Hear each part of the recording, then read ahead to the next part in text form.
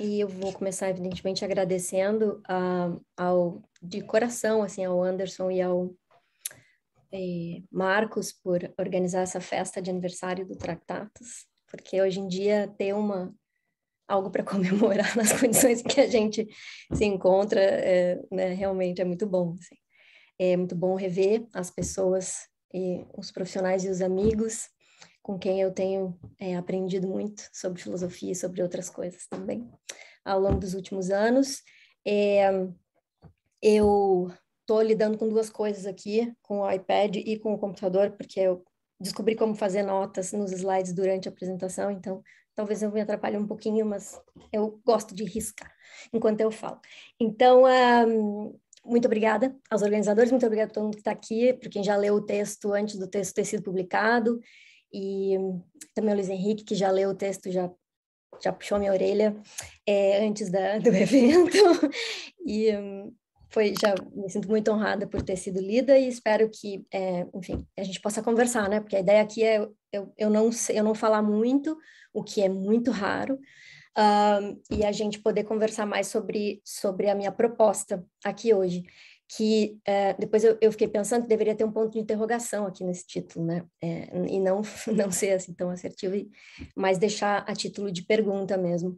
Então, o que o meu presente de aniversário e a minha contribuição para essa festividade tractariana é parte desse trabalho que foi publicado em 2020 no volume especial, né, da Perspectiva Filosófica que o Marcos organizou. Tem textos de outras pessoas que estão aqui também. Esse texto foi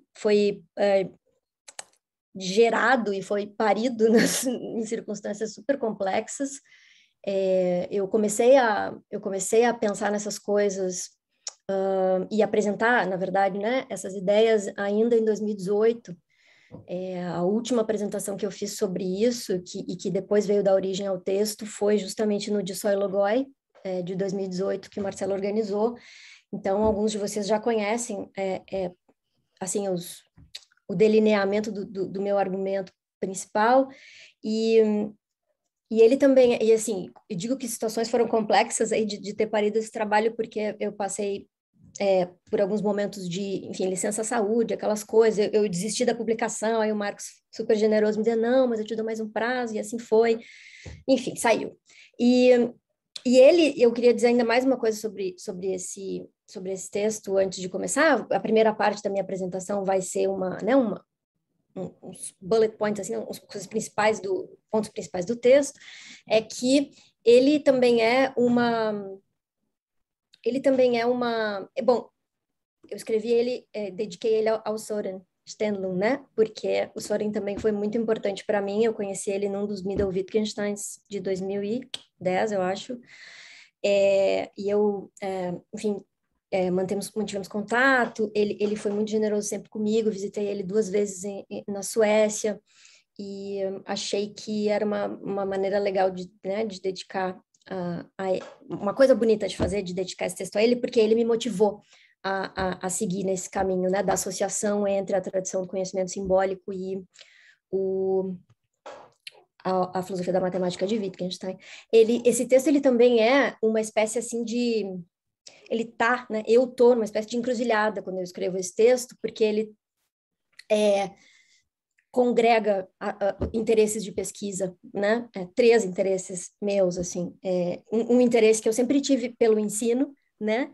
Então, foi o que me motivou, na verdade, a fazer essa junção entre, né, a tradição do conhecimento simbólico e o tratado em específico. Foi um desafio, assim, de lecionar a filosofia da matemática, né? Uma introdução à filosofia da matemática para graduação, lá na URGS ainda, em 2015 ou 16. Então, tem o meu interesse pelas questões relacionadas ao ensino, tem a minha formação em filosofia das ciências formais e tem o meu uso, né, os meus abusos de Wittgenstein nessas empreitadas de filosofia da lógica, da matemática e da ciência da computação. Então, o texto, né, reúne muitos desses elementos, talvez tenha muita coisa empacotada nesse texto, que não se pretende muito mais do que realmente uma proposta de reflexão. Eu diria essas duas coisas, uma proposta de reflexão sobre como ensinar a filosofia da matemática com Wittgenstein e e fazer isso, né, daí, a partir da minha leitura, que vem se desenvolvendo nos últimos anos da filosofia da matemática do Wittgenstein, de mãos dadas com o que o Stendhal tem pensado, né? Quer dizer, a partir, né, como Wittgenstein como um legatário da tradição, da assim chamada tradição do conhecimento simbólico, né? Então, o que eu defendi no texto, o que eu fiz foi fazer uma comparação, né, entre os traços da noção leibniziana de conhecimento simbólico stricto sensu e algumas passagens do Tratado sobre Aritmética, em especial tentei focar mais na questão da definição de número, né, sobre a qual o Rodrigo já falou um pouco antes. E com isso eu pretendi, né, mostrar que as especificidades da definição tractariana de número, e não generalizei, acho que pode ser generalizado para outras coisas também, né? Em comparação com as especificidades da definição tractariana de número em comparação com as de Frege e Russell Whitehead, elas ficam mais evidentes, eu acho que elas ficam mais bem determinadas quando a chave de leitura é a chave de leitura feita através né, da tradição do conhecimento simbólico, assim, colocando Wittgenstein nessa linhagem. E a segunda coisa, então, fazer despontar a compreensão da natureza do tipo de conhecimento que a gente pode dizer que opera ou que funciona ou que está mobilizado no Tractatus. É claro que não se pode falar de conhecimento matemático no Tractatus a partir da própria letra do texto, porque, né, a gente sabe que conhecimento é conhecimento de coisas enfim, empíricas, contingentes, e que preocupações epistemológicas não são, é uma investigação lógica, o que o Tractatus nos apresenta, mas eu acredito que é possível dizer que existe o pano de fundo, sabe? Existe mobilizada ali uma concepção de conhecimento simbólico, né, que fica bastante clara no caso das observações sobre a aritmética, e por fim, e é isso que eu gostaria de destacar hoje aqui, né, começar a desenhar esse argumento a favor da ideia de que Wittgenstein pode ser considerado um filósofo da prática matemática ante litteram, né, avant la lettre. Então, vamos lá, eu vou fazer uma breve, né, como eu disse, um breve resgate dos pontos que eu acho que são os principais do artigo. Eu começo, então, com uma sessão dividida em duas partes, em que eu parto de uma reconstrução muito breve, evidentemente, dos trabalhos do Stendhal sobre, né, Wittgenstein e o que ele chama de matemática simbólica, vários textos, né, eu tenho que voltar aqui só um pouquinho, vários textos em que ele desenvolve isso, tem um ponto de virada, né, dos textos, dos dois primeiros para os dois últimos, ele entra em contato com esse trabalho do Abel e do Oscar, né, do Oscar Miguel Esquizabel e do Abel La Salle Casanave, sobre a tradição do conhecimento simbólico, e é aí que a gente, né, que eu apresentei para ele, então é aí que a gente começa a conversar e tal. Então, ele começa, o Soren, falando da tradição da matemática simbólica, que tem origem lá, enfim, nos trabalhos do Vieta, e depois a gente sabe muito bem o papel que isso teve na filosofia, na matemática cartesiana e tudo mais. O que eu gosto de destacar, o que eu quero destacar dessa citação aqui, eu queria tirar você, eu estou enxergando vocês, eu preciso tirar vocês daqui um pouco. Aqui. É essa ideia de que a matemática simbólica, né, tal como preconizada a partir do 17, ela se opõe a matemática como uma ciência ontológica, que seria uma herança, né, desde Aristóteles. Então, essa é uma primeira coisa importante da caracterização, assim, disso que ele chama de matemática simbólica. Depois,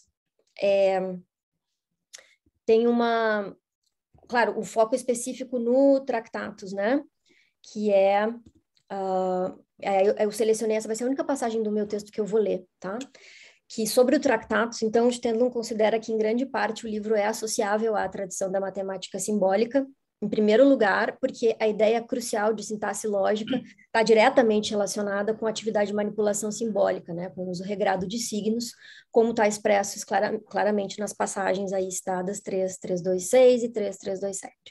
Em segundo lugar, nada menos do que o pensamento fundamental do livro é o de que as constantes lógicas nada representam ou substituem, tal como, ou designam, né, tal como fazem os nomes com relação aos objetos.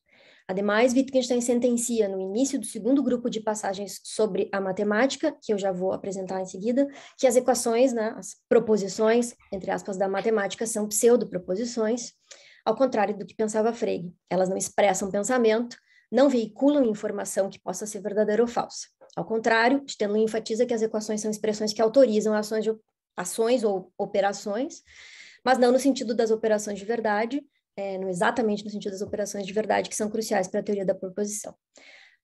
E aí, uma passagem do Stendhal que eu também vou ler, onde ele especificamente fala do Tractatus, né? A lógica, a sintaxe lógica, né, não tem a ver apenas com as formas externas combinatórias entre os signos, como sequências finitas, mas com as formas do uso dos signos. Isso é, com as formas do uso que constitui os signos. A sintaxe lógica do Tractatus não precisa de uma suplementação como algo como uma semântica, porque já contém, né? Porque ele já contém essa sintaxe, ela já está preocupada com o sentido dos signos, né? Para a gente ter clareza sobre as formas do uso dos signos, ter clareza sobre a forma do uso dos signos é ter clareza sobre o seu sentido. Então, outras teses, tá? Que ele sustenta, né? Primeiro é que essa que está relacionada com esse trecho que eu acabei de ler, né? Que existe essa comunidade de perspectiva entre Wittgenstein no Tractatus e a tradição algébrica da matemática simbólica, que essa comunhão é o cenário adequado para a gente compreender as críticas de Wittgenstein à lógica matemática e, né, quer dizer, ao seu antifundacionalismo, e que, além do mais, essa outra tese, né, muito mais geral, que evidentemente eu não estou sustentando aqui, nem faço no artigo, né, que é a conexão com a perspectiva da matemática simbólica tem um papel hermenêutico unificador, quer dizer, vai do Tractatus até os últimos escritos, essa visão da matemática a partir da concepção simbólica. Essas são as teses do Søren. E aí, isso aqui eu já li.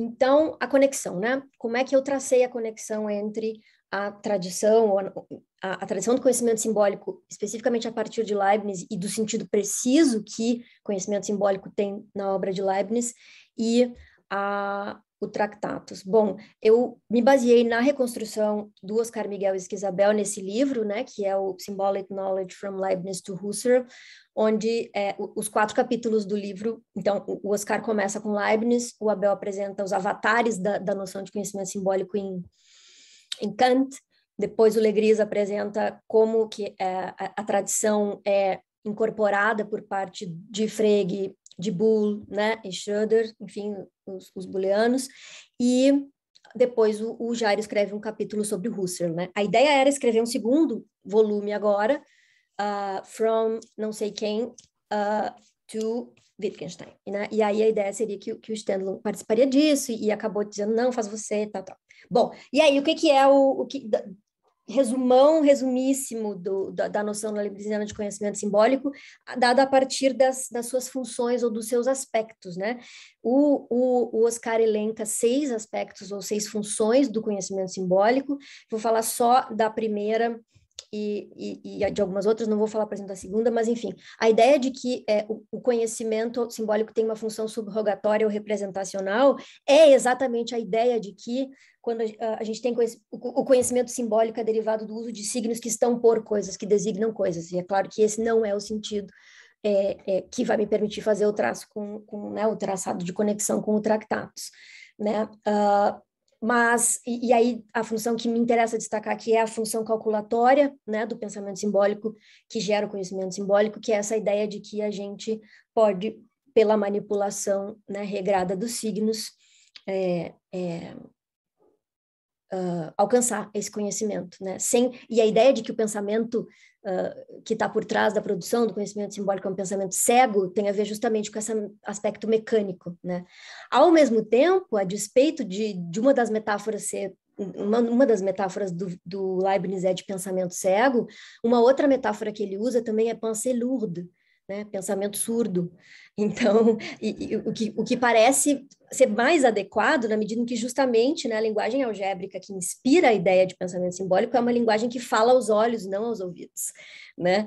Donde a ligação que a mim interessa com a função D, que é a função de exibição, com a função ectética, né? Que tem uma importância central para a gente, para entender a natureza estrutural do conhecimento simbólico. O que a gente conhece quando a gente tem conhecimento simbólico? Justamente estruturas ou formas, né? Que podem se dar, inclusive, e podem ser extraídas, inclusive, da relação entre relações formais e sistemas formais distintos, né? Então, essa maneira como o Esquivel caracteriza, né, o conhecimento simbólico através das suas funções, teria muita coisa para dizer, o artigo é super longo, é um capítulo de 40, quase 50 páginas, assim, e o Abel, daí, no texto dele sobre os avatares kantianos da noção de conhecimento simbólico, faz um resumo um pouco distinto, assim, né, a partir de como é que se pode entender o que seja o conhecimento simbólico, né. A primeira maneira de entender é que o conhecimento simbólico ele é sucedâneo, ele sucede o conhecimento intuitivo, né, quando a gente tem uma contrapartida de coisas que a gente poderia ter acesso através da intuição, e aqui, claro, o pano de fundo é a distinção entre conhecimento intuitivo e conhecimento simbólico que remonta a Descartes, né. E o conhecimento simbólico como extensão instrumental do conhecimento intuitivo, né? Quando a gente introduz símbolos para as coisas ficarem mais fáceis de lidar com coisas que a gente poderia estar lidando intuitivamente, mas a gente, por exemplo, a abreviação, né? Seria um dos aspectos dessa ideia de que o conhecimento simbólico estende o conhecimento intuitivo. E, por fim, o conhecimento simbólico como o conhecimento que a gente tem das estruturas, das formas ou das relações formais, né? E nesse caso a gente fala de conhecimento como conhecimento formal, né?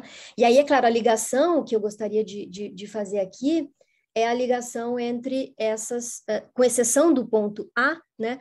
Que todas essas funções do conhecimento simbólico, a psicotécnica é menos importante aqui, mas, enfim, a função calculatória, a função ectética de exposição e a função estrutural, né, todas elas estão relacionadas diretamente com essa última aqui, de conhecimento simbólico, como conhecimento de estruturas ou de relações. Que se obtém como? Que se obtém justamente a partir da manipulação regrada de símbolos, que é mecânica, mas que ao mesmo tempo tem esse aspecto visual importante, né? É essencial, você não faz uma coisa sem a outra.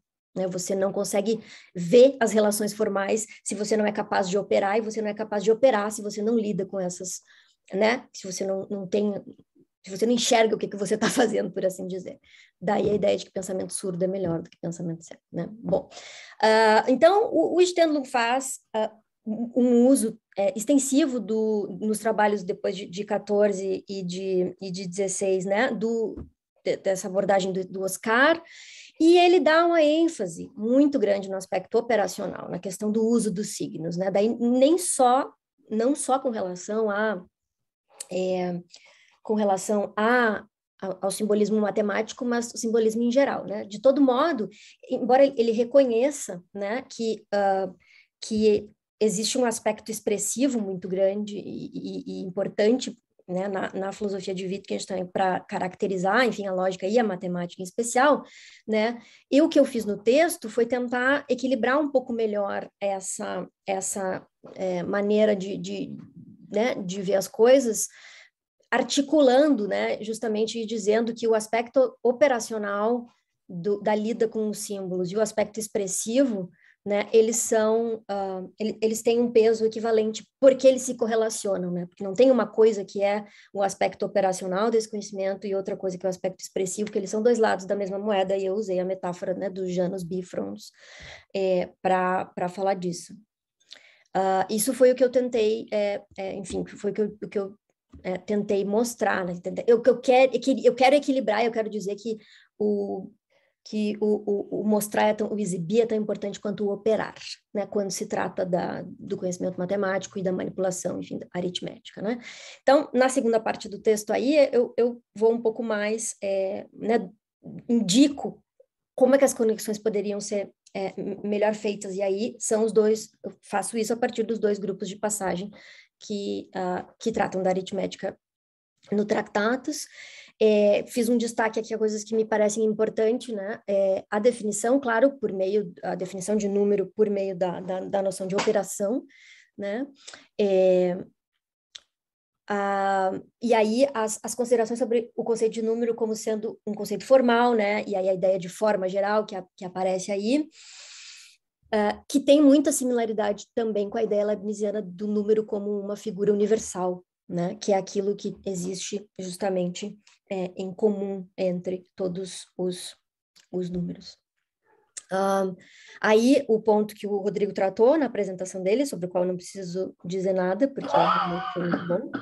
E o vínculo, né, termina esse primeiro grupo de passagens com essa ideia de que a generalidade que a gente encontra na matemática é a generalidade que não é causal, né? Que é não quantificacional, pelo menos assim eu tenho entendido, e recentemente acho que com o texto da Floyd. E aí teria que ver, né, Rodrigo, agora, o Potter e a Floyd aí. Acho que vale a pena, né? Te dei até as páginas ali, entre 15 e 30 do livro novo dela. Acho que daria para fazer uma conversa bacana sobre a interpretação do Potter que tu deste antes e essa dela aqui, que é a ideia de que é não quantificacional mesmo. E o trabalho da Camila, eu acho que também dá elementos para a gente pensar, né? Na natureza da generalidade que está em jogo ali, no caso dos números, enfim, da definição de número.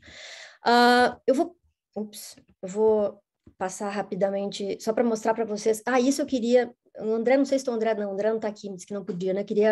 Não sei se o André leu o trabalho do Renato, eu acho que seria, depois da apresentação do André de hoje, eu acho que seria muito importante para o Renato ler mais o André e vice-versa, assim. A reconstrução da definição de número que o Renato fez no TCC dele ficou muito bacana, foi a que eu usei aqui. Depois, né, onde é que a gente pode ver resquícios, onde é que a gente pode ver traços da concepção leibniziana de conhecimento simbólico no Tractatus, no segundo grupo de passagens, né? Bom, na ideia de que as proposições da matemática são equações, né? Pseudoproposições que mostram, que exibem o quê? A lógica do mundo, né? E também mostram por exemplo, né, o sinal de igualdade eles nos mostram uma possibilidade.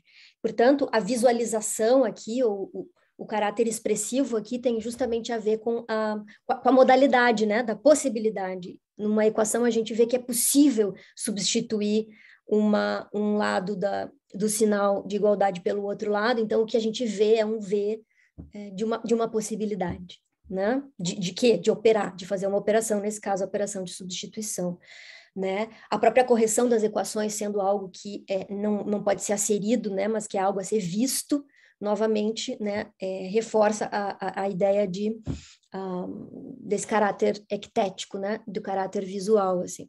Ectesis, aqui eu faço uma nota longa no texto, né? Mas ectético vem de ectesis, e ectesis é um termo que vem do contexto da geometria sintética antiga, certo? Tanto Aristóteles quanto Euclides usam ectesis em sentidos diferentes. Ectesis, para o Aristóteles, ele utiliza quando se trata de fazer uma espécie de instanciação no silogismo, né?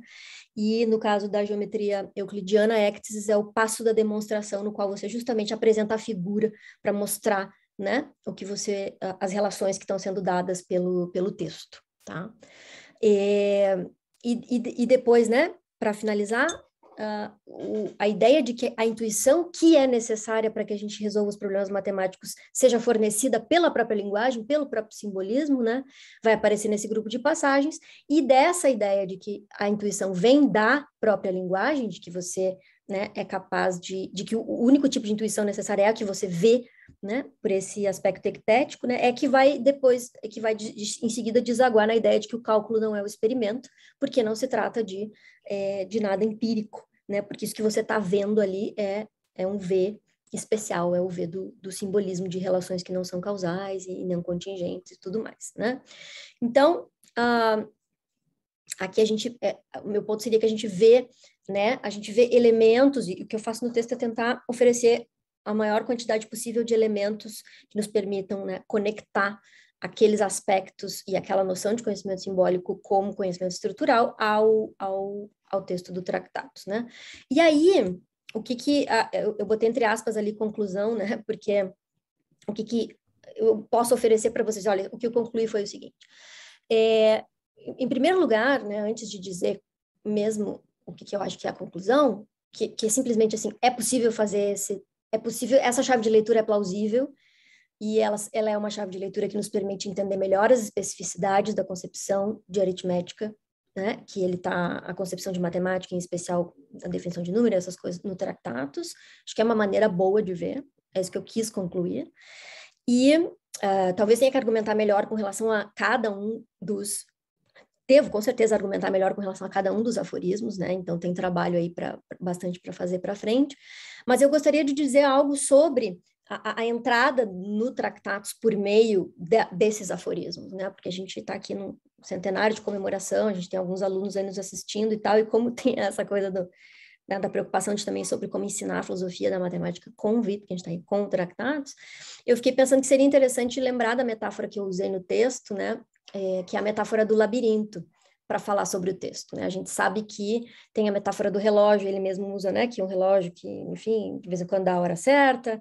Tem metáforas as mais variadas. Agora, recentemente, saiu essa edição desse italiano, esqueci o nome dele, que fez uma edição comemorativa do Tractatus, em que é em modelo de árvore, né? Vocês devem ter visto que ele redesenhou a estrutura do Tractatus e a capa é uma árvore e tal, os ramos por causa da numeração. A meu ver, é muito mais como um labirinto, né? Isso tem a ver com a minha experiência própria de leitura, assim, do texto. Aliás, ontem eu fiquei pensando se eu contava ou não contava, eu vou contar. O Tractatus é um texto, um dos primeiros textos que eu li, assim como um outro dos primeiros textos que eu li em filosofia e que eu larguei de mão e disse, tá, não consigo agora, não vai dar. Isso daqui não é para mim, não é agora. E depois eu retomei muitos anos depois, né? E evidentemente, nunca fiz um trabalho exegético, né? Como boa parte das pessoas que estão aqui fazem, e que eu admiro e aproveito muito.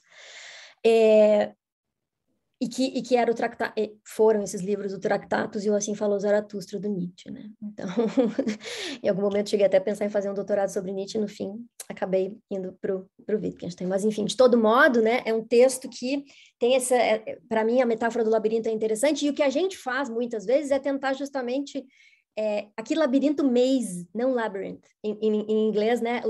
Porque labirinto é o que só tem uma entrada e uma saída em inglês, né? E maze é o que tem várias entradas e várias saídas possíveis. Essa é a metáfora que eu acho que é a mais adequada, né? Porque aí a gente, quando vai estudar ou vai ensinar o tratado, a gente desmonta, né? A gente bota as pecinhas ali, escolhe por onde quer entrar, começa pela primeira série de aforismos, começa com a segunda, não, mas se entrar por aqui, vai sair por onde? Né? Acho que o João até usou uma metáfora ontem de que o jeito que ele constrói o Tractatus, ou foi o Luiz, não me lembro mais agora, né? Que na minha montagem, né? E aí a gente vai montando esse labirinto, assim. Depois, claro, quando remonta, às vezes fica um negócio meio esquisito, assim, se é que dá para remontar, enfim.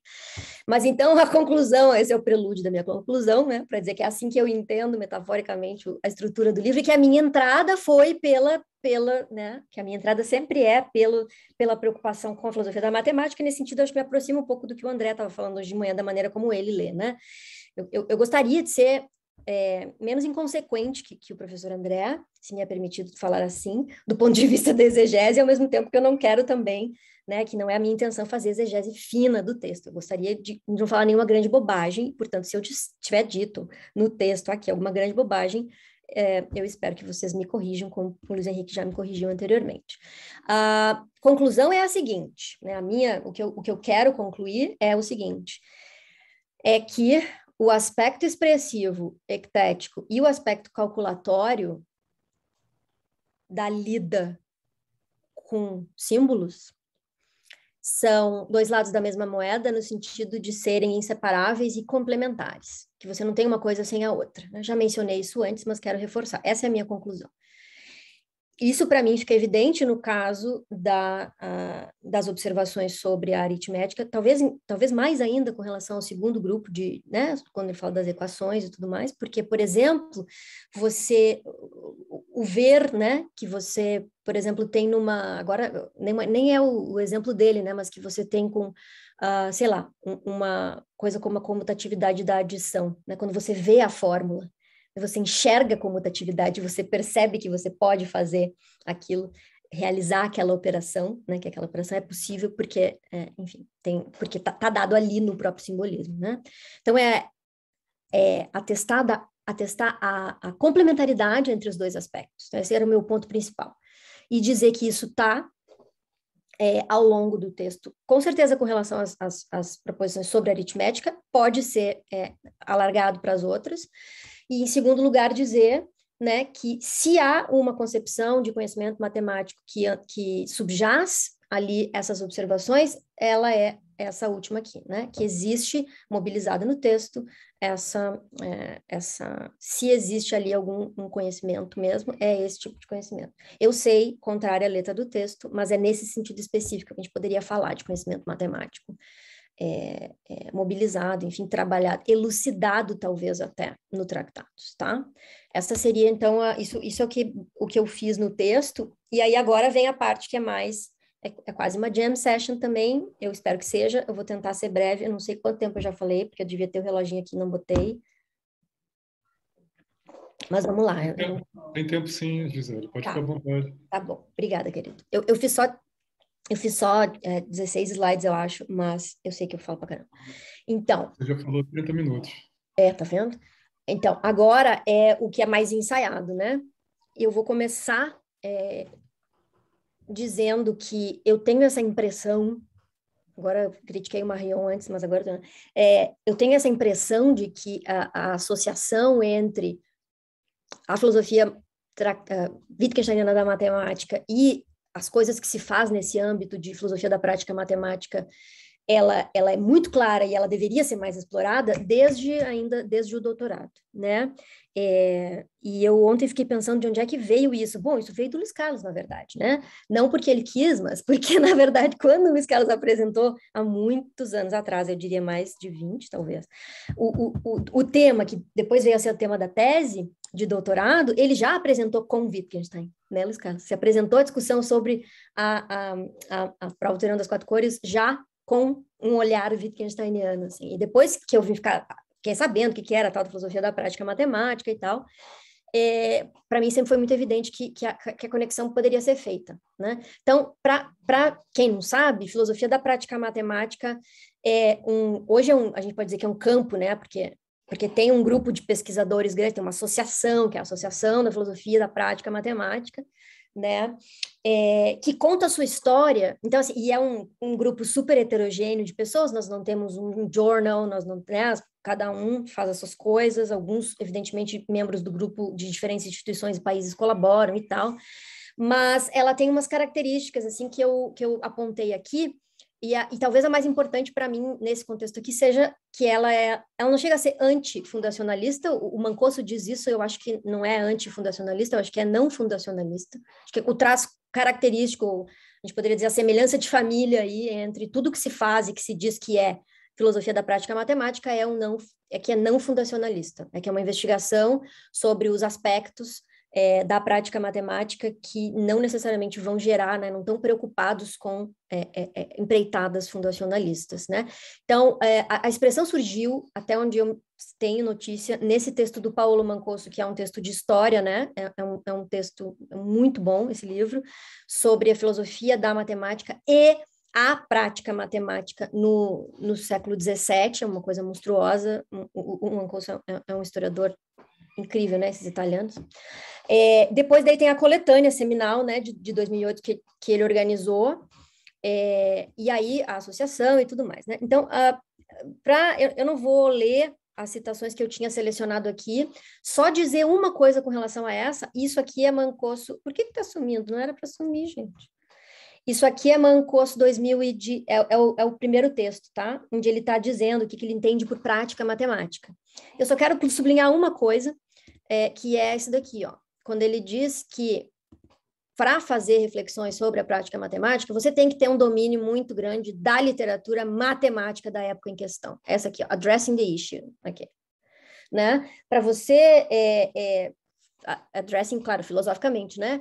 E historicamente, a prática matemática de um determinado momento histórico, nesse caso do século XVII, você tem que ter um conhecimento da literatura matemática do período que é muito relevante, e isso já, para mim, já serve como crítica do que se faz hoje sob o nome de filosofia da prática matemática, porque assim, não acho que as pessoas tenham, assim, um grande domínio, muito domínio da matemática sobre a qual elas estão falando.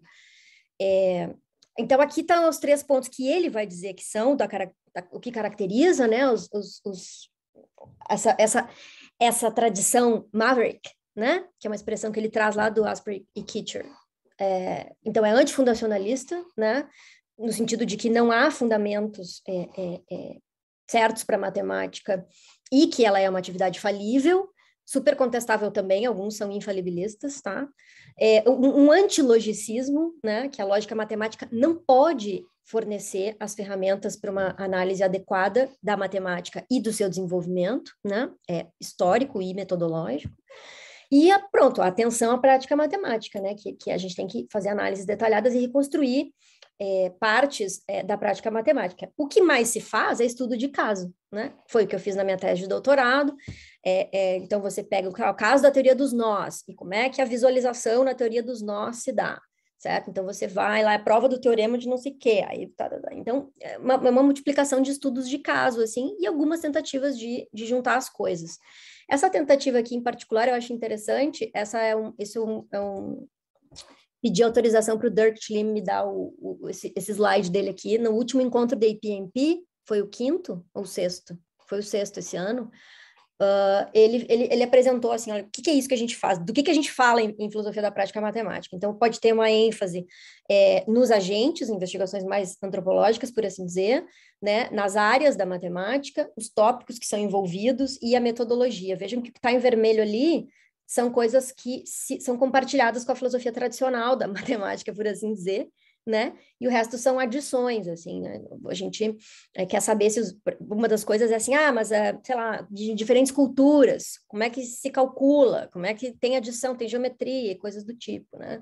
E claro, quais são os aspectos conceitualmente relevantes dessas diferenças culturais e coisas do tipo, né? Quero marcar uma outra coisa aqui também, que é o que para mim é importante, olha, esse tópico aqui é o tópico dos mais quentes, o negócio da visualização e o computadores na matemática, né? Ultimamente, explicação também, mas esses 3 aqui são super, super importantes, e aí a gente pode ver assim, poxa, dado que lidam com esses tópicos, que são tópicos com os quais a filosofia da matemática do Wittgenstein sempre teve, enfim, preocupada, né? Como assim que ninguém dá bola para o Wittgenstein nessa comunidade? Então, vejam, eu estou falando de novo, eu estou falando do lugar de alguém que frequenta a comunidade dos especialistas em Wittgenstein, frequenta a comunidade pessoal aí de filosofia da prática matemática, né, com a minha formação, enfim, e às vezes não me sinto bem em nenhum lugar nem outro, porque lá eu sou a Wittgensteiniana, que ninguém entende. Né? Não sou a única, é verdade, vou mostrar, mas assim, eu sou a Wittgensteiniana que está sempre falando de normatividade, da matemática, de operação, de características, e estou dizendo, gente, presta atenção, sabe, o Wittgenstein, aliás, o Leibniz, aqui, ó, o V, o operar e o Wittgenstein, e o pessoal, assim, torce o nariz, ou então, mas também, se a gente for falar de Wittgenstein, se a gente for excluir Wittgenstein, tem que incluir tudo, e enfim. Então, só eu acho importante dizer de onde é que eu estou vindo, e é isso, me sinto alguém um pouco fora de lugar. E aí, esse é o meu ponto.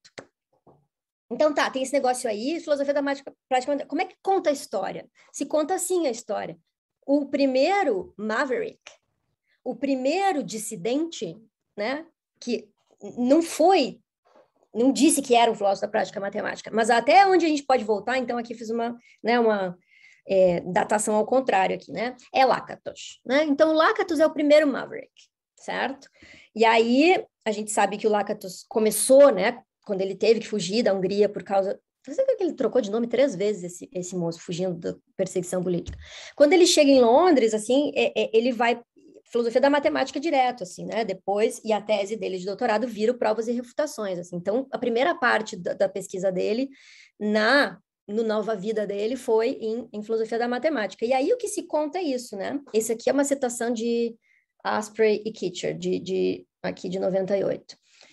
80, desculpa, né? Eles dizem, bom, se a filosofia da matemática mainstream começou com o Frege, então a origem da tradição Maverick foi uma série de 4 papers que fizeram a tese de doutorado dele, né? Que depois virou Provas e Refutações, né? que a gente tem traduzido para o português numa tradução assim. Então, o que se narra é isso. Os antecedentes, onde é que antes do estabelecimento desse field, desse campo de filosofia da prática matemática, começou a história? Começou com Lakatos. E não começou com Lakatos. Isso aqui é só uma bobagem, porque ontem eu descobri de onde é que vem a expressão Maverick. Vocês sabem de onde vem a expressão Maverick? Vem desse moço chamado Samuel Maverick, que era um dono de terras no Texas, que não marcava o gado dele. Então, ele era um dissidente. Por isso, ele foi considerado um cara assim, muito fora do padrão, entendeu? Porque ele não marcava o gado dele, e o gado não era roubado, porque ele era muito politicamente, assim, todo mundo conhecia ele e tudo mais, enfim. Daí que vem Maverick, tá? A ideia da dissidência. Bom, não é Lakatos, esse é o meu ponto, né? Mas por que se considerou que é o Lakatos? Por que se ignora a Wittgenstein? Então, o que o Lakatos tem, né? Eu espero que meu cachorro não comece agora. O que o Lakatos tem e por que o Lakatos é visto como o predecessor principal, né? Aqui eu trouxe esse trecho o tradutor francês dele, que diz que é uma associação inédita de popperismo e hegelianismo que o Lakatos tem, né? Junto a uma força dialética pouco comum que fez, né, com que ele seduzisse os seus pares ingleses, assim. O Lakatos chegou, o Brandon conta isso no livro dele, o Lakatos chegou a expressar o desejo de fundar uma escola dialética de filosofia da matemática, né? Que seria um estudo do desenvolvimento dos conceitos e não, né, de relações inferenciais entre proposições, porque ele diz que a matemática não tem proposição na matemática. E aí a gente poderia pensar que tem algo, né, de conexão clara com o Wittgenstein. E essa ideia de quase empirismo, né, que na coletânea de 98 aparece um texto dele que não tinha sido publicado, foi publicado póstumamente, em que ele fala de quase empirismo e tal. Eu acho que tem dois erros aí. O primeiro erro de dizer que o Lakatos é o predecessor, né, é porque historicamente não é acurado. Eu acho que Wittgenstein é o predecessor da filosofia da prática matemática. Que seja o Wittgenstein maduro, não há muita dúvida, que seja o Wittgenstein jovem, aí a gente conversa. Mas está errado também, porque, como diz o Dieudonné, isso eu traduzi para um capítulo que nunca virou capítulo da minha tese, né? O Dieudonné e outros, mas esse aqui eu achei a mais elegante crítica, assim, de dizer que o Lakatos tinha um conhecimento muito restrito da matemática, né? E que muitas coisas, inclusive está errada mesmo, assim, tem um comentário que ele ali, né? Que mesmo em coisas gerais não tava muito bem e tudo mais. E aí, nesse sentido, dizer que ele é o predecessor tem que ser nuançado, porque, cara, ele é um predecessor, assim, meio fraco, né? Porque não é essa coisa de ir a fundo nos detalhes daquilo sobre o que você está falando do ponto de vista matemático, não é o que acontece com Lakatos. Então, tem esse erro também. E, bom, a ideia seria agora, e é isso que eu quero, vou terminar já com esse aqui é o meu penúltimo, eu acho, slide, né? O que eu queria, então, agora fazer então, Gisele, por que você quer fazer essa associação? Primeiro, porque eu tenho cada vez mais me preocupado com história, né? Com história da filosofia do ponto de vista das mulheres, história da lógica do ponto de vista das mulheres, com a história da matemática ela mesma, tenho lido, estudado mais, e acho que a própria filosofia da prática matemática tem uma história que está mal contada, se não for, né? Se não for... se a sua pré-história não contiver, né, Wittgenstein. Então, o que eu quero é contar uma história mais fiel das ideias que animam isso que a gente chama de filosofia da prática matemática, e, claro, no meu caso também, a relação disso com a filosofia da computação, da informática, e isso quer dizer com Wittgenstein, né? E aí, como isso é possível? Isso é o que eu quero fazer, contar melhor essa história e como. Então, a primeira coisa não é difícil de fazer, que é a de procurar na literatura dita de filosofia da prática matemática, menções a Wittgenstein, né? Com relação às que não são boas, com relação às que eu acho equivocadas, para mim o Ferreiros é o mais significativo, assim, nesse livro dele, no último livro dele sobre the interplay of practices, né? Ele começa, assim, o primeiro parágrafo da introdução do livro, ele maldiz Wittgenstein de um jeito, assim, muito... É impressionante, porque o Ferreiros é super cuidadoso com tudo, com a história, com detalhe, com não sei o quê, e o Wittgenstein, ele diz assim, não, mas o Wittgenstein achou que era só um jogo de símbolos sem significado e não sei o quê. Eu tinha citação aqui, mas eu não trouxe, mas enfim, é um negócio assim, é vago, é impreciso, é todo errado, sabe? E aí ele descarta de uma vez por todas e foi-se o Wittgenstein, não aparece mais, né? As positivas são super interessantes. Bom, eu botei eu e os caras ali, não para dizer que a nossa é super interessante, mas que é um exemplo, né, da gente lidando com um problema específico, provas assistidas por computador, um exemplo de caso, através do Wittgenstein, mas tem já o Jeremy Avigad, lá na coletânea de 2008, ele já, né, mobiliza o Wittgenstein das investigações para falar sobre compreensão na matemática e sobre provas assistidas também, um pouco. Recentemente eu descobri o livro do Roy Wagner, Breaking and Making of Mathematical Knowledge, bem interessante, e um artiguinho mais recente dele, em que ele discute sobre se a matemática precisa ou não precisa de fundamentos, e ele coloca o Wittgenstein junto com o Putnam ali numa posição meio de naturalista e tal. Não gostei muito, mas enfim, é uma positiva. Mais recentemente o John agora está desenvolvendo um trabalho, dois na verdade, né? Um de geometria, em que ele usa as remarks de maneira muito prolífica para fazer o ponto dele sobre visualização na geometria e tal, e agora na aritmética. Né? E foi isso também que me impulsionou mais, assim, a gente está pensando em escrever junto alguma coisa sobre... Porque o John está procurando uma definição de número que não apele a classes e que não apele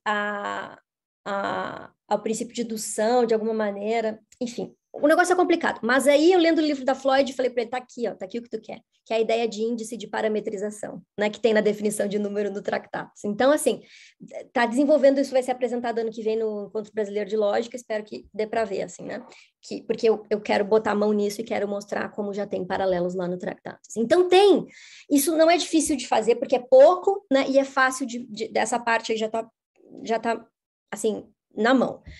O que seria um segundo ponto para o meu argumento seria identificar quais são, então, os temas, os conceitos, os problemas e as abordagens ou métodos que são comuns entre, né, Wittgenstein e a filosofia da prática matemática, mostrando com isso que, né, tem muito precedente ali, e não só isso, porque acho que não é só mostrar precedente, ó, já estava no Wittgenstein, o ponto não é exatamente esse, o ponto é, gente, já estava no Wittgenstein, vamos lá ler, porque isso pode nos ajudar, e porque pode nos permitir fazer uma melhor filosofia da prática matemática, pelo menos com relação aos tópicos que a gente está, né, que são os tópicos em comum, tá? Isso precisa ficar claro. E aí, claro, a maneira de avançar seria mostrar como é que isso é possível, fazendo mais estudos de caso de práticas matemáticas pela via Wittgensteiniana, para mostrar que acolher, né, a filosofia de Wittgenstein nesse grupo, né, nessas empreitadas, vai ser bom, né? E aí, se isso vale também para os Wittgensteinianos, se também seria interessante para os Wittgensteinianos ler alguma coisa dessa literatura contemporânea, daí a gente pode conversar, tá? Então, vou terminar? Sim, vou terminar. Daí agora o ponto seria mais ousado. Não vou ler toda essa citação aqui do Stendhal, aquele que saiu que nos faz pensar, né? Só quero destacar um ponto aqui, que é esse, né? O Stendhal diz, os movimentos e os aspectos do cálculo nesse nível tão elementar, que é o nível elementar lá do Tractatus, né? A gente pode pensar, são dispensados como trivialidades pelo matemático, mas essas trivialidades são frequentemente precisamente ao que o Wittgenstein está prestando atenção, né? E inclusive uma das críticas, né? O Ramsay vai dizer, não, é muita matemática que ele considera um tratado, é muito elementar, aquilo ali não, né? Tão simples, tão... E outra coisa, a natureza do simbolismo matemático, né? Que é um tópico super importante para ele, a gente sabe muito bem, ao longo de toda a obra, é super importante para a filosofia da prática matemática, é uma das coisas sobre as quais mais publicam, ninguém fala nada, né? Então, eu acho que esse grau de sensibilidade conceitual que o Stendhal diz que é um traço característico do approach simbólico do Wittgenstein, né? Ele está presente desde o Tractatus, né? Embora aqui ele termine dizendo que, bom, de 30 para frente já começa enfim, essa virada antropológica e tudo mais. Meu ponto seria perguntar, será que, e agora sim eu termino, né? Dá para ir mais longe, né? Porque com relação ao Wittgenstein maduro, não parece ser muito difícil perceber a quantidade de tópicos, pelo menos se a gente focar só aqui nos tópicos, né? A quantidade de tópicos que são partilhados, que são de interesse do Wittgenstein, certo? Aqui tem none, porque, claro, ninguém se preocupa com... Aqui tem none, porque ninguém se preocupa com o fundacionalismo, né? E as áreas, né? E quais foram as áreas da matemática às quais ele se dedicou a pensar, né? E como é que é o approach? O approach, claro, é formal conceitual, não é histórico, não é sociológico, não é empírico, não é etnográfico, e, entretanto, há aspectos dessas coisas todas nas reflexões, né, nos diálogos que ele traça sobre isso. Não me parece muito difícil se convencer de que há essa comunidade aí de assuntos, de coisas. A pergunta com a qual se termina é se é possíel pensar que o jovem Wittgenstein, né, já teria alguma coisa em comum com essa parada aí. É isso. Obrigada. Obrigado, Gisele, pela apresentação. Então, a gente está aberto para as perguntas, sugestões, críticas, observações. Eu não estou conseguindo botão de levantar a mão para mim, porque não está acessível aqui. Não, só me inscreve manualmente.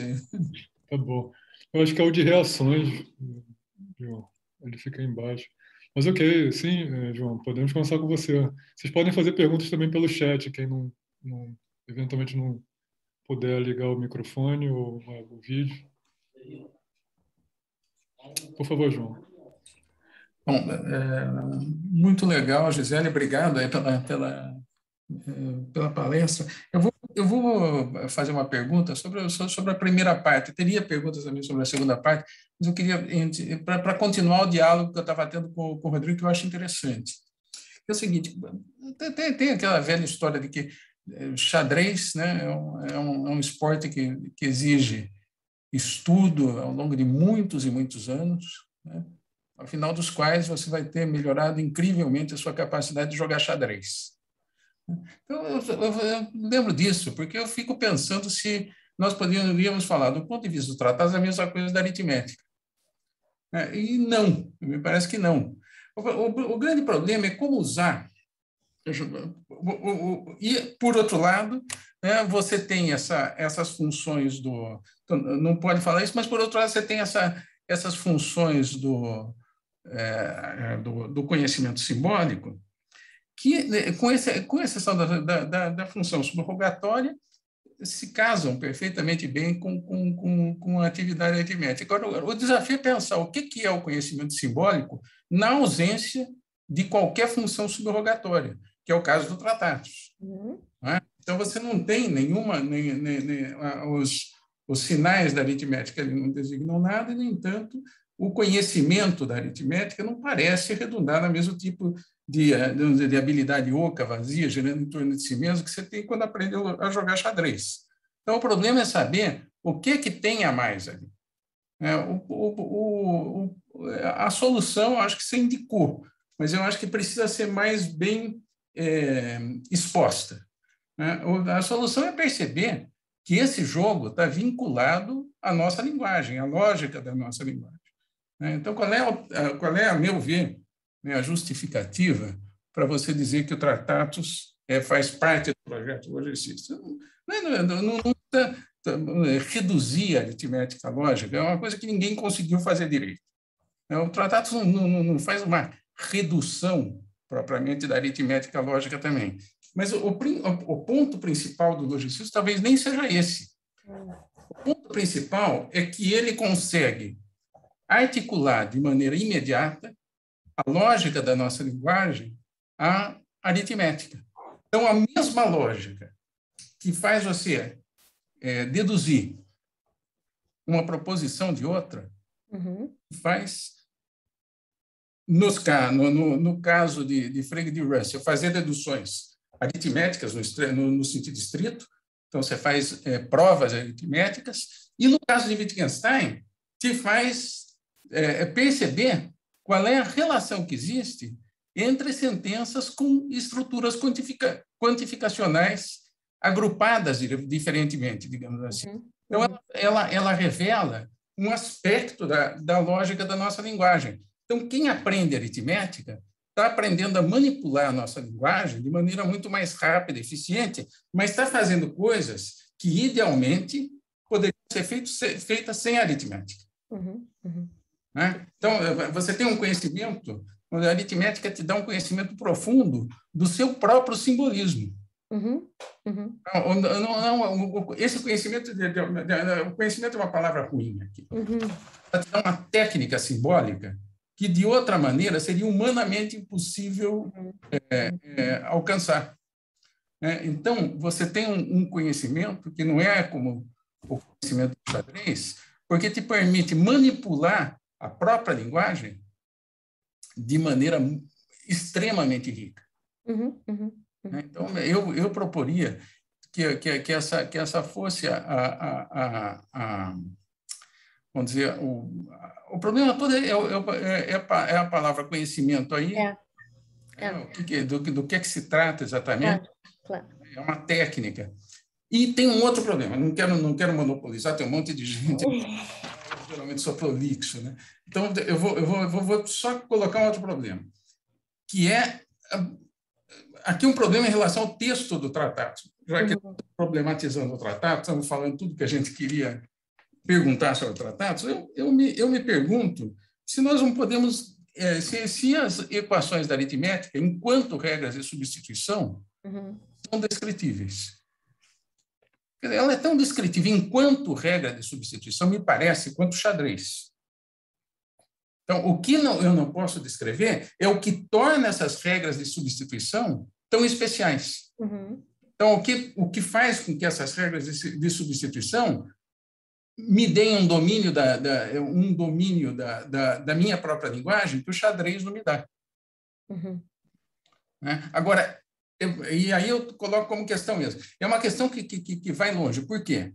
Porque ela coloca em xeque a possibilidade de qualquer descrição de dimensões normativas da vida humana.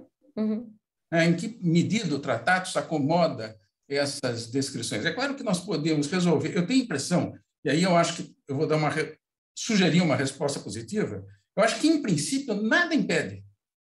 Mas a mesma coisa que vale para o xadrez, vale para a aritmética também. Então, eu posso descrever a dimensão normativa do xadrez reduzindo, por exemplo, essa dimensão normativa em uma economia de crimes e castigos.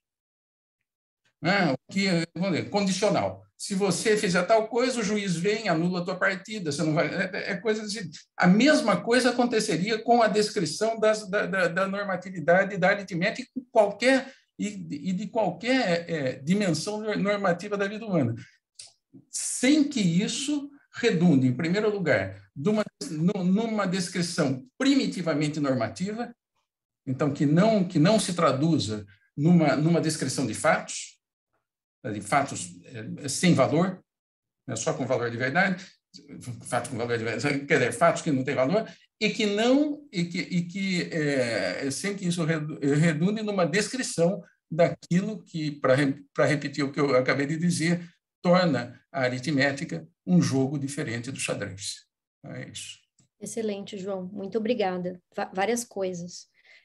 Acho a solução de dizer que a aritmética articula um aspecto da nossa linguagem. Acho que é por isso mesmo. Muito obrigada. Muito obrigada por essa ideia, né, de pensar o que poderia ser um conhecimento que para nada tem subrogação, né, e que não é só um jogo como o xadrez. Sim, muito bom.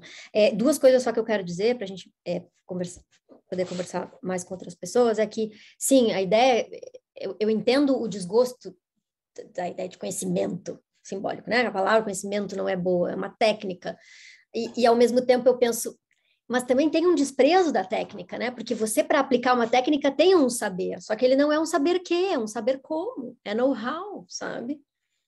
E eu acho que o ponto que precisa talvez ficar mais claro para mim, das minhas projeções ali, é o seguinte, para mim não, né? Que eu preciso deixar mais claro é que quando eu digo que se há alguma noção de conhecimento, é aquela última ali, né? Conhecimento de estruturas, tal, ele é um conhecimento de estruturas porque eu sei manipular essas estruturas. Porque, por exemplo, eu tenho dois sistemas, sei lá, eu tenho dois sistemas formais e aí eu percebo que eles têm a mesma estrutura. Agora eu vou para um outro nível, né? O conhecimento que eu tenho dessa estrutura é porque eu sei fazer a tradução entre os dois outros. É porque é um know-how que está envolvido, entende? Então, o que precisa ficar claro é que você só tem esse conhecimento de estruturas porque você tem esse conhecimento operativo, entende? Né? Operatório, sei lá. né? Então, isso é uma coisa que eu diria assim, se é, né? Eu entendo que conhecimento não é bom, mas é porque não é know that, é know how, sabe? É o know that que talvez derive do nome, nem é know that, porque o conhecimento de estrutura não é de coisas, né? Enfim, não é de entidades nesse sentido. E sobre o outro ponto, sobre a possibilidade de descrever as regras aritméticas, o que me ocorre dizer agora, assim, meio de pronto, é que eu acho que no caso na tese eu fiz um pouco isso, né? Quer dizer assim, no caso de programas de computador, por exemplo, que você vai ter a descrição do programa, né? Faz isso, faz aquilo, tal. Essa descrição, ela também serve como prescrição, né? Se eu te dou uma descrição suficientemente detalhada, com essa descrição detalhada das regras, você é capaz de seguir a regra. Então, eu acho que aqui talvez tenha uma distinção de caráter funcional, assim, né? De dizer que a distinção mesma, né? Ela vai depender do contexto e que iria pela via da funcionalidade, né? A ideia da função, né? A descrição pode servir pode funcionar como uma prescrição e tudo mais. Mas isso é, assim, estou chutando. Obrigada, João. A Sâmara, na minha lista aqui, a gente tem o Luiz Henrique, a professora... Eu vou responder a Sâmara depois, estou tentando achar aqui um artigo para mandar para ela. Porque eu acho que é um follow-up É claro, Sâmara, a tua pergunta para responder, preciso trazer à tona uma distinção que eu não trouxe e que talvez nesse artigo mesmo eu não tenha, tá? No outro de 2017, aquele que eu escrevi com o Pedro, que é assim, conhecimento simbólico tem um sentido geral, né? E o Leibniz diz isso ipsis literis, assim. Há um sentido no qual todo conhecimento é simbólico. Sim? Por isso que no começo eu me lembro de ter dito o sentido de conhecimento simbólico estrito sensu, né? Que é esse conhecimento derivado da manipulação de caracteres escritos. E por isso foi que eu disse que a metáfora do pensamento surdo é melhor do que a do pensamento cego, né? Porque assim, o pensamento cego, se ele depende de uma certa maneira de ver as coisas. Tá? Então, existe um sentido no qual todo conhecimento é simbólico, porque nós somos seres simbólicos, porque assim funciona a mente humana, blá, blá, blá, e tal, né? Então, e o Wittgenstein, desculpa, o Leibniz mais de uma vez vai deixar isso bastante claro, mas o ponto aqui é o conhecimento simbólico em sentido estrito, certo? Que é o conhecimento que depende da manipulação regrada de caracteres impressos no papel. Pelo menos para o Leibniz era no papel, né? Ou, enfim, onde for, tá? Acho que por enquanto é isso. Se você quiser, eu te mando, Sâmara, o meu outro artigo, aí lá a gente falou um pouco disso também, tá bom? Ok, muito obrigado. Agora a gente tem Luiz Henrique, Anderson e Marcelo. Gélia, eu já tinha dito para você por e-mail que eu tinha gostado do seu texto, né? Super interessante.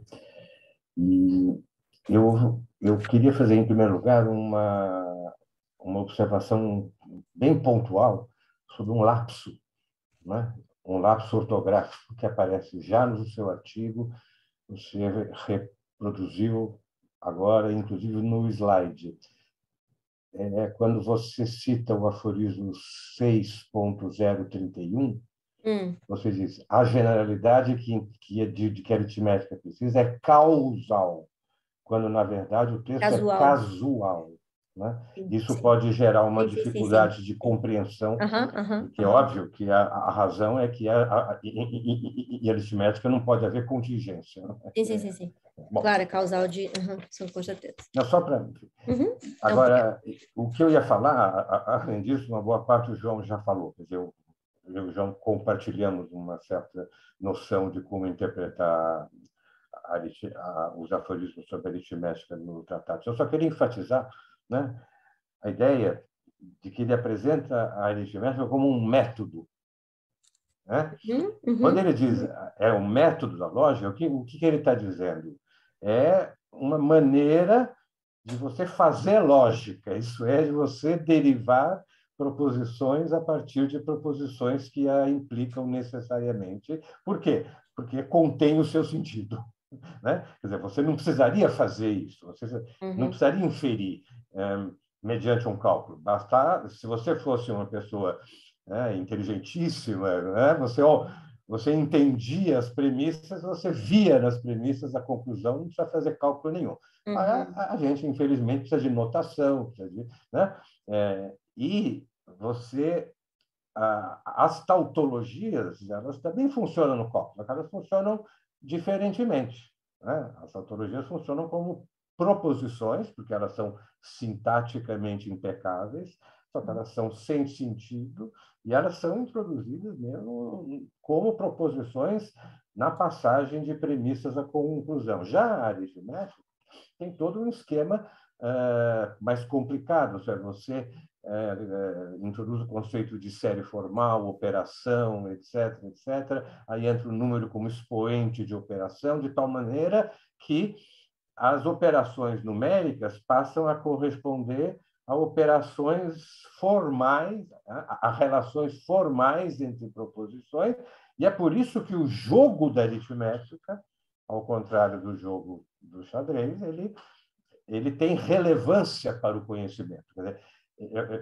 Quer dizer, eu acho, é uma tese que eu defendo desde o meu ensaio, você não tem três tipos de coisas que parecem proposição. Você tem quatro. Você tem aquelas que são proposições com sentido, aquelas que estão sem sentido, as tautologias de contradições. Você tem os contrassensos puros e simples, que não querem dizer nada, e você tem certas proposições que, embora não tenham sentido, são relevantes para a construção do conhecimento. Então, são as leis naturais, a lei da causalidade, etc., etc., elas são relevantes, elas não têm sentido. E ele diz, não, a lei da causalidade é a prescrição para você construir a teoria mais simples possível. Então, é importante você conhecer a lei da causalidade, desde que você perceba que ela não tenha sentido, né? Que ela não está falando do mundo. Ela está falando de como é que você pode melhor descrever o mundo, né?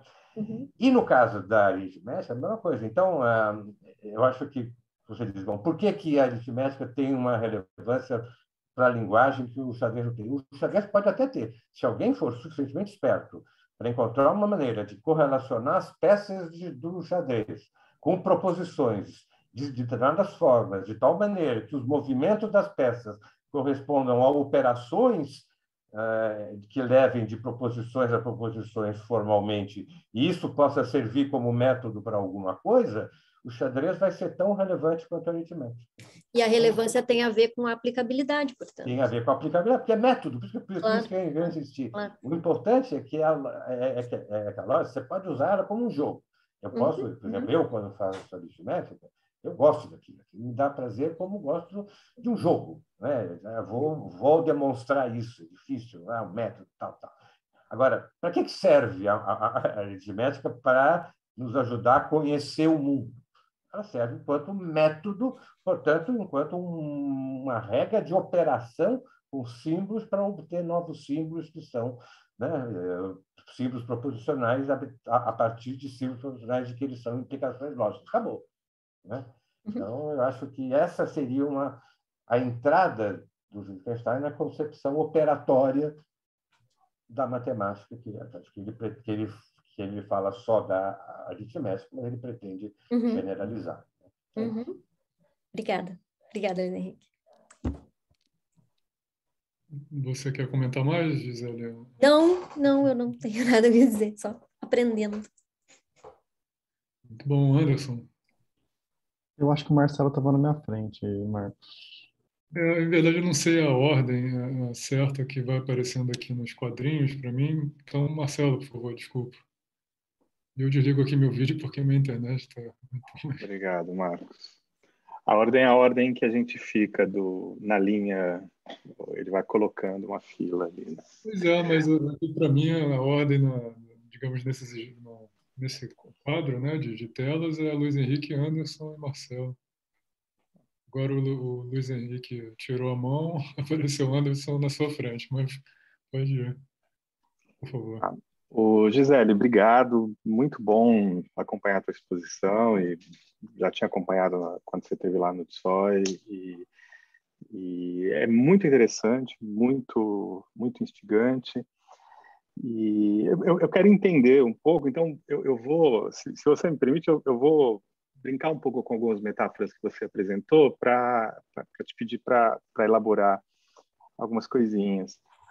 Num dos últimos slides, acho que da série das conclusões, você fala que o aspecto expressivo estético seria complementar ao aspecto operacional e calculatório, né, na matemática.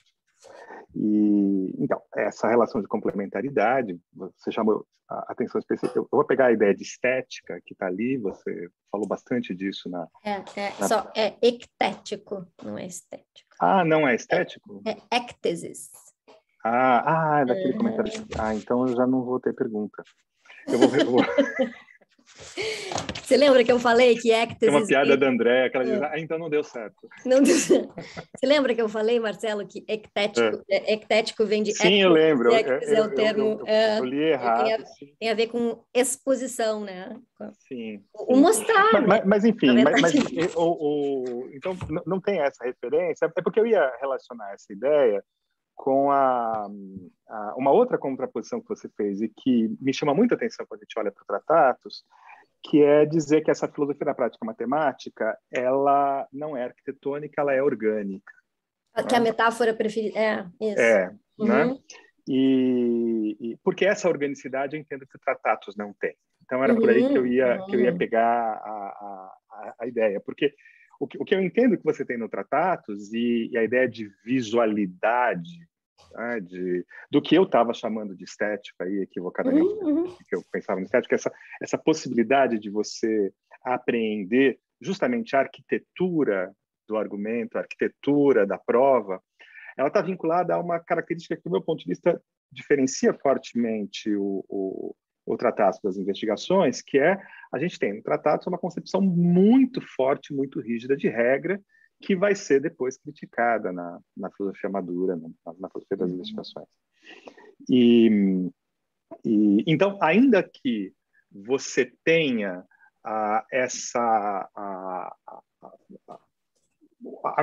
na minha leitura equivocada do teu estético que você não escreveu, né, eu diria, a estética do Tratatus não é uma estética orgânica. Você pode ter uma estética do Abapuru, mas você tem a estética do Mondrian, a estética do Tratatus, a estética do Mondrian, a estética de estruturas estáticas, atemporais e rígidas desse ponto de vista. E que não traz para dentro de si aquela referência a aspectos culturais, que eu entendo que a metáfora da organicidade encontraria, por exemplo, quando você vai para as investigações. Eu veria com bastante clareza ali como é que isso acontece. Então, desse ponto de vista, eu tenho eu acompanho o teu argumento de maneira um pouco dissociativa, e é para isso que eu queria te pedir ajuda, então, que é sim, eu vejo com muita clareza quando você fala dessa apreensão visual, do papel que isso desempenha na atividade operacional, né? Mas justamente porque tem um tipo de repetição da operação e tem um tipo de arquitetura da prova que é rígida por causa de regras rígidas.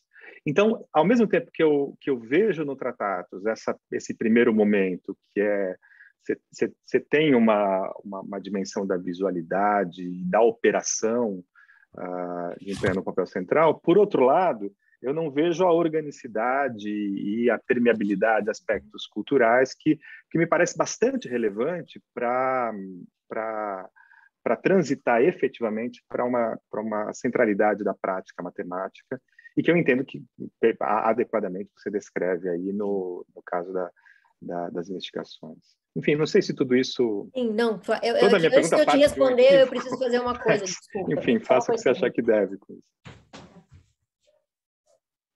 Desculpa, gente, o Tony vai participar, tá? Ele estava dormindo até agora, mas agora ele precisa vir aqui comigo. Marcelo, excelente. Porque eu fiquei falando muito do artigo e não falei tanto desse argumento, né? Ficou mais corrido no final. Mas é assim...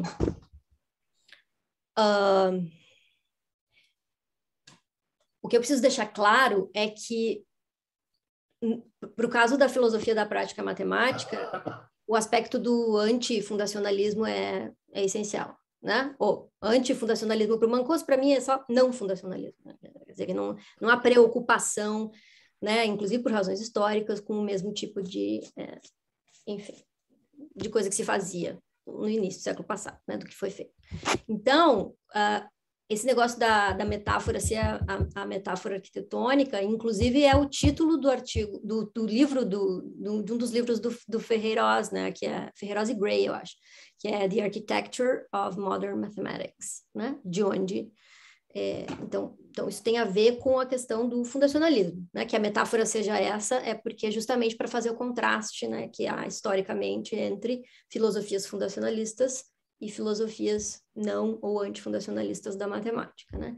E que no caso da filosofia da prática matemática, não se trata disso, e sim de metáforas orgânicas. Você tem toda a razão, no sentido de apontar que isso não, né, não é bem assim, isso não se estende até o tratado. Eu concordo com você, então, para mim, se trata de mostrar da próxima vez em que eu apresentar isso, seja por escrito ou não, né, deixar isso mais claro. Que essa, pelo menos essa distinção metafórica aí a gente não pode atribuir ao tratado. E aí, enquanto você falava, eu fiquei pensando justamente que isso da concepção no tratado, essa concepção ser rígida, né, de regras, e aí parece mais a metáfora estrutural arquitetônica, né, me lembrou imediatamente do que o André falava hoje de manhã acerca do nível da especificação, justamente, né, porque aí as coisas vêm em bloco, né, que você tem, não é uma sequência, enfim, temporal e tudo mais. Acho que por aí também seria uma maneira de justamente reforçar o seu ponto, né, sobre, usando essa interpretação do André. Tony, espera. Se você me permite uma observação? Sim. Inclusive, o arquitetônico, eu me referi certamente não a partir da ideia de fundação, mas eu me referi ao quadro do Mondrian, por exemplo. Você tem uma geometria, né? Você tem uma estrutura... Com certeza, com certeza. Com certeza. Obrigada, Marcelo. Espera, Professor Anderson. Obrigado, Gisele, pela apresentação. Durante a tua apresentação, eu fiquei pensando um pouco no mal-estar que você descreveu enquanto Wittgensteiniana no meio de filósofos da prática matemática. Quer dizer, eu fiquei pensando em talvez uma estratégia para colocar o Wittgenstein um pouco como personagem central dessa tradição, né? Ou seja, uma prática da filosofia da matemática, né? E você menciona muito bem que o Lakatos é uma figura muito importante para esse grupo de estudo, para essa tradição, né? E uma das ideias de estratégia filosófica, né? Tem algo meio estranho, mas estratégia seria mostrar que, por exemplo, lá no Provas e Refutações, né, tem muitos elementos que estão na base da filosofia da matemática do Wittgenstein, né? Lá tem, você poderia pegar o Provas e Refutações e dizer, olha, aqui veja, visão de aspecto, aqui é visão de aspecto, aqui é a mudança conceitual, né, ou mutação semântica, que nem o André Horto diz, né? Olha, aqui você tem a identidade de uma regra sendo constituída ao longo de suas aplicações no tempo. Isso também é Wittgenstein, né? Quer dizer, não precisa descartar o Lakatos, assim, sim, fazer a conexão. E estrategicamente seria Sim. Me parece... Você chegaria sem chegar lá com a cartilha Wittgenstein, né? Claro. E muitas vezes o que eu tenho feito ultimamente é não falar o nome de Wittgenstein, entendeu? Eu faço as observações a lá Wittgenstein, assim, aí as pessoas, pode ser. Aí eu penso, haha!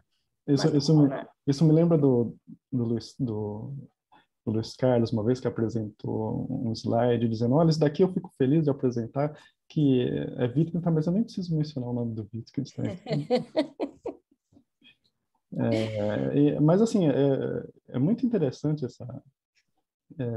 aquilo que você comentou sobre esses dois aspectos complementares de operar e exibir, né? Eu tenho muito interesse nessa conjunção, principalmente porque me parece estar aí conjugados duas noções que às vezes são colocadas como conflitantes de racionalidade, né? Uma racionalidade baseada na evidência, né? Uma racionalidade cartesiana, por assim dizer, e uma racionalidade baseada em princípios gerais, identidade e não contradição, que vai se substanciar na ideia de mecanismo, máquina, procedimento mecânico, esse tipo de coisa.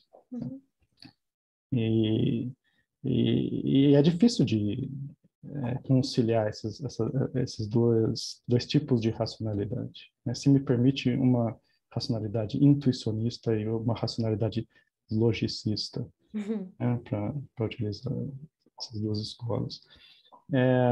O que me parece um desafio no caso do Wittgenstein, e claro, para que isso tenha uma relevância na filosofia da matemática e da prática matemática, tentar mostrar como é que a noção então, do ver, do aspecto, né? Como é que essas noções que quase que visuais, né? Elas têm uma pertinência para além do campo da psicologia, uma pertinência lógica. Esse me parece o desafio. Então é isso, gostei muito da apresentação, obrigado. Obrigada a você, Anderson. Sim, adorei. Acho que é isso mesmo, né? Tem que ter umas estratégias quase políticas, assim, porque é isso, se eu falo o nome de Wittgenstein, as pessoas torcem o nariz, não tem? Elas torcem o nariz. No começo eu dizia assim, não, porque eu como Wittgensteiniana, as pessoas já dizem, agora isso eu já não faço mais. Persona non grata. Não, porque daí, tem alguns, né, que são, mas eles ficam quietos, agora estou aprendendo com eles. Agora, sobre a coisa da pertinência lógica do ver aspectos, eu acho que isso está nesse trabalho do John, que ele está submetendo agora, que é sobre como as provas em geometria mostram, né? Tem o tema, o papel das figuras na geometria euclidiana. Esse é um tema batidaço já, né? E tudo. Mas o modo como ele está fazendo ali, ele tem uma reconstrução formal ali mostrando, né? Quer dizer, tudo que você faz com a figura, você pode fazer com o texto, mas se você fizer com o texto, você justamente perde a ideia que está lá nas remarks, né? De ver a coisa característica, o visual shape, né? Você perde a forma, essa forma visual característica que é importante. Então, ele consegue mostrar a tradução do que, né? Você tem uma tradução lógica da figura, mas você perde alguma coisa, então é melhor a figura, né? Obviamente. Então, digamos, a função lógica da figura, pelo menos nesse caso, está assegurada, né? Portanto, o ver aspectos, ou ver essa forma característica e tal, visual shape. E agora, claro, na geometria não é tão, eu diria, não é tão difícil, né? O que parece ser mais desafiador seria, eu acho que no caso da álgebra e da aritmética, assim, né? Pensar o ver aspecto de uma equação, entende? A equação, ou enfim, fórmulas, ou mesmo provas, assim, como é que seria? Mas isso tudo para te dizer que eu acho que existe, já, pelo menos no trabalho do John, existe essa preocupação, né? Em fazer mostrar o quanto o ver de aspectos é relevante do ponto de vista da lógica. Quando o artigo saiu, te mando se você quiser.